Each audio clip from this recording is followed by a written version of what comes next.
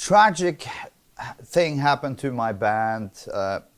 One of my best friends also killed himself. And as I'm trying to cope with this, Euronymous tells me that he has taken photos of his dead body. I got very upset by this, and I told him, I'm going to beat you up, I'm going to kill you. Burn the photos before you even talk to me again. Because we had a different reaction on what happened. He almost felt like he was happy about it, while I was down with grief completely. Was crying and stuff, you know, for years. And he didn't give me any room to grieve. I was very mad at him. So when he was killed, he was my best friend for 10 years, but I never cried over his death. Actually, I thought maybe the cops would think that it was me who did it because I had plans to kill him myself. It's like I'm such a fucking softie, you know. So actually he started to call me and was like, you know, I need to come to see him, blah, blah, blah. And then in the end I came into his apartment, listened to the Mysterious album, and he wanted to know if I wanted to return to the band. And at that time I thought maybe he'd thrown the photos away because I never saw any up until then.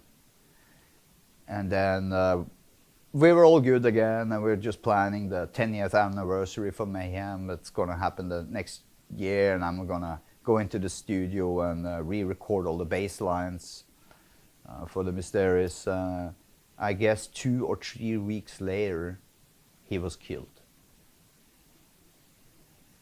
So I kind of reconciliated by then, because I'm such a softie. So when he was killed, went to the funeral. I was already in a band with Maniac called Flesh Wounds, and met up with Hellhammer there, and I told him that, hey, you know, let's continue. Everybody giving Hellhammer the credit to follow, to keep it alive, but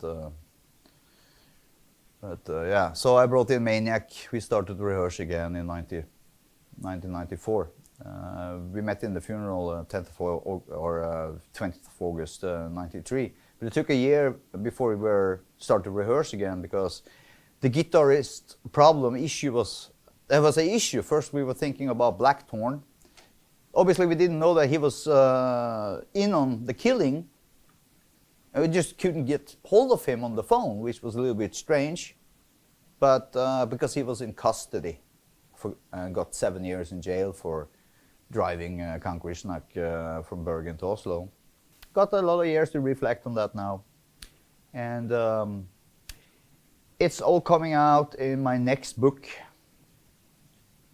The Death Archives, 93 to 2006, which is in the theology of the band's history. I already covered the first 10 years of Mayhem, 84 to 94. So that's going to be detailed more in the next book. At least that was my plan.